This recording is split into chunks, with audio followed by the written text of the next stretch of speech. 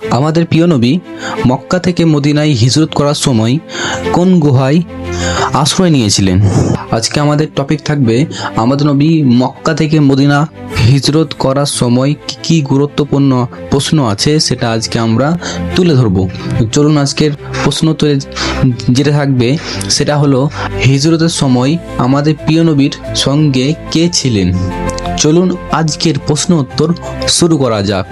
আমাদের প্রথম প্রশ্ন যেটা হবে সেটা আমাদের প্রশ্ন হলো যে আমাদের প্রিয় নবী হজরত মোহাম্মদ সাল্লাল্লাহু তাআলা আলাইহি সাল্লাম মক্কা থেকে মদিনায় হিজরত করার সময় কোন গুহায় আশ্রয় নিয়েছিলেন?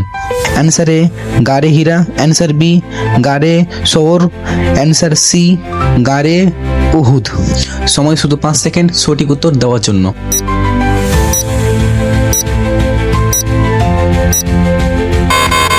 আমাদের সঠিক উত্তর হলো অ্যান্সার বি গারে সওর।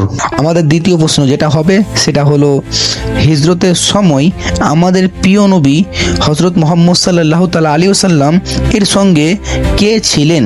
অ্যান্সার এ হজরতে উমর রাদিয়াল্লাহু তাআলা আনহু, অ্যান্সার বি হজরতে আবু বকর রাদিয়াল্লাহু তাআলা আনহু, অ্যান্সার সি হজরতে উসমান রাদিয়াল্লাহু তাআলা আনহু। সময় শুধু 5 সেকেন্ড সঠিক উত্তর দেওয়ার জন্য।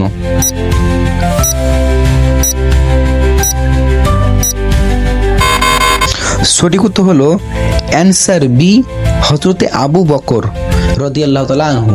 যিনারা এই দুটো প্রশ্ন পেরেছেন তিনারা কমেন্টে লিখে যাবেন, এবং এর ভিডিওর পার্ট 2 আসবে, সেটা দেখার জন্য আমাদের নুরুল মারিফাত চ্যানেলকে সাবস্ক্রাইব করতে ভুলবেন না। দেখা হচ্ছে পরের ভিডিওতে। আসসালামু আলাইকুম ওয়া রাহমাতুল্লাহি ওয়া বারাকাতুহু।